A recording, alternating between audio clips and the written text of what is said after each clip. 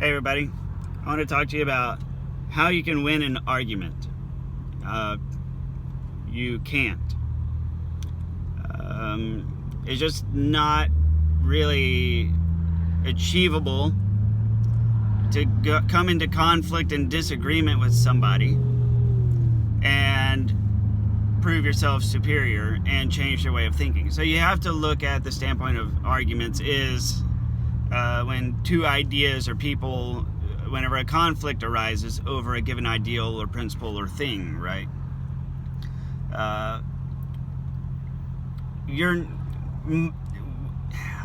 Both sides are going to approach it from their version of the truth, their version of reality. So as adults, we're pretty well formed in the way that we see the world. We have our truths, we have our facts. So when your truths and your facts come into conflict with somebody else, the one thing you cannot do is assert your version of truth and facts over them and expect them to accept it. And for some reason, this seems to be the prevailing school of thought, that when somebody disagrees with us, comes into conflict with our points of view, we think, oh, well, that's just because they don't understand me. They don't understand who I am and where I come from and all the reasons why. That may be true. But the thing is, they still have their reality. They have their truths. They have their life. Some things just don't affect people like it affects others. Look no further than to say racism's not a problem in America. Racism is a problem in America. Well, either it is or it isn't. Well, if you've encountered problems due to racism, it's a problem. If you've been so fortunate to have never experienced racism, it's not a problem. Plus, there's varying degrees and definitions to it, right? So something like that is a cold, hard fact to whoever is on that side. This translates to all sorts of arenas. So if you can't win an argument, how do you win an argument? Well, you resolve the conflict. Well, if we can't change our minds, how do we resolve the conflict? Well, the answer is simple. You look at the available outcomes. You two can go back and forth and back and forth and back and forth, or they can just shut up and say, you know what, you're right. Or you can just shut up except for telling them that you're right. Or the last one and the best one.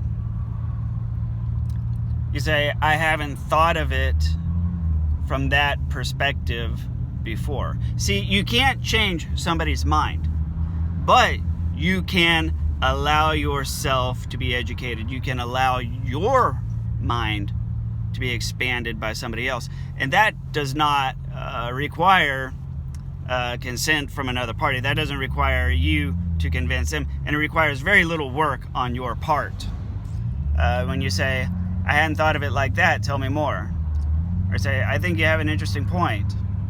And then you usually just shut the hell up and just let them keep talking. And somewhere in the conversation, you can say something, you say things along the lines of, like, I've never encountered that. I've never experienced that, right? What you do is you get the other person to talk about their viewpoint, their position, where they're coming from.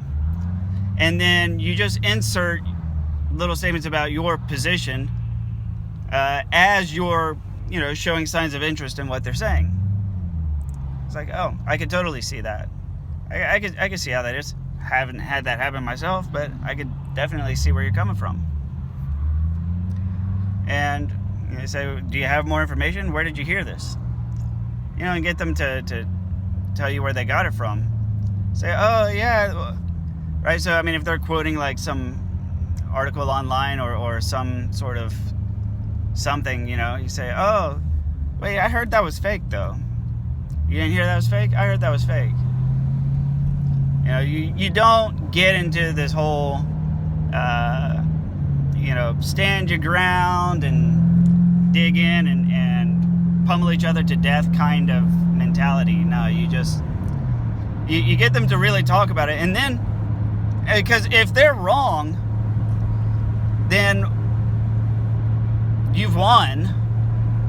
You just don't know yet. And you're not going to get them, you're not going to be able to forcefully correct somebody. But if you allow them to find their way to self-correct, then it works. You know, all the time, especially online and everywhere. Ever meet a troll? Yeah, me too. Don't waste your time online. Okay? We think our thoughts go at about 1,200 words per second. The ability to type on a full-blown computer, if you're fast, is like 60. So at your fastest is 200 times slower. But then if you're on a phone or a device or a touch device, then you're typing 2 to 3 words per second. Wait.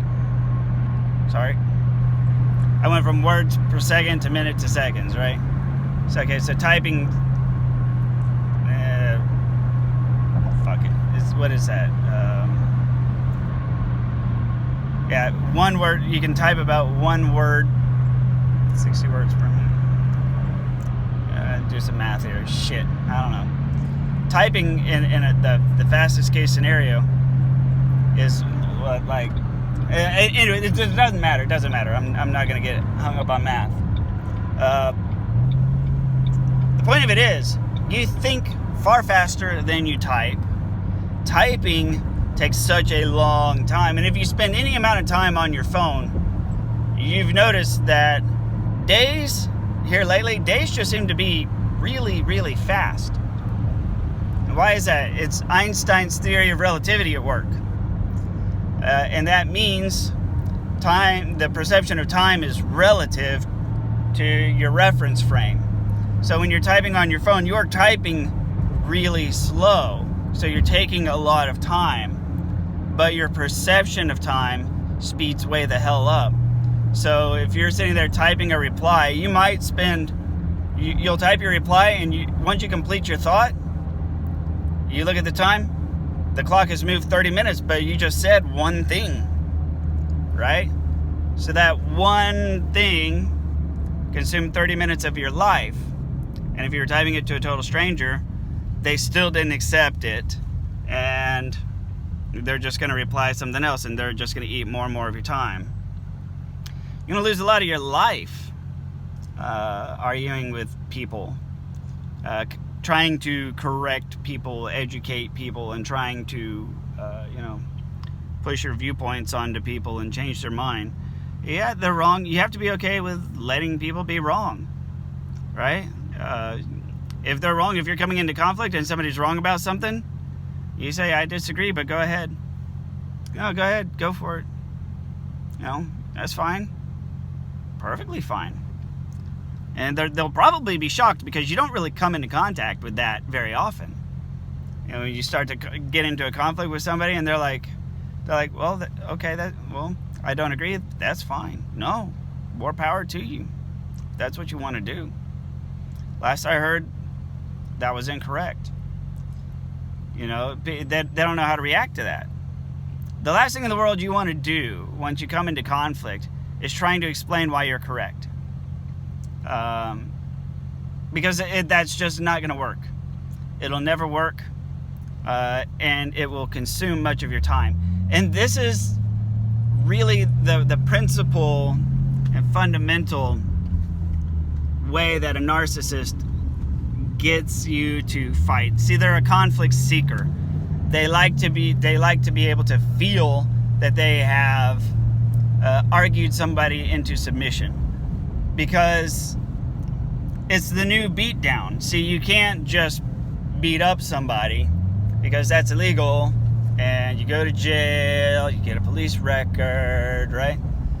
But you can destroy somebody in the soul. You can hit them in the soul and destroy them mentally and emotionally, and that's kind of sort of more permanent. Bruises and scars heal a lot faster than the spirit and the mind. When you hurt somebody emotionally, spiritually, you've done some damage for quite some time. So that's really what they're looking to do. Well, if you know that in a conflict, there's no way that you can forcefully change somebody's mind, and you're not gonna, you have other things to do, then do as such. If it's really something that you care about, you flip it on them and you let them explain themselves down into the mud, because they're not going to expect that. What is it? There's a martial art style, judo, I believe it is, where the premise of it is how to use your opponent's momentum and energy against them. So whenever they swing a punch at you or try to kick, the idea is that you allow that energy to make them fall over, right? So you use their energy against them. So instead of trying to defend your viewpoint, because your viewpoint's ultimately not going to change, neither is theirs. You're not going to be able to do it. So you just say, oh, okay, yeah, no, it could be, yeah, definitely. I mean, me, it doesn't make sense to me, but I haven't, lived your life. Well, I mean, if that's how you feel, go for it. Good, yeah, and you should, if that's how you feel. And and say, I've heard different, but that's just my world. You don't want to, even whenever they attack you and they say, like, is this what you're saying? Like, deliberate misinterpretation. Saying, so what you're saying is, I have to do all this, I have to do this and that. If I don't, blah, blah, blah, blah, blah. It's not what I said at all. You're free to believe that. But that's not what I said. Really? You didn't say blah, blah, blah? It's like, again, that's not what I said. If that's how you interpret it, more power to you. Do what you feel is best. It's wrong, but I can't help you any further than that.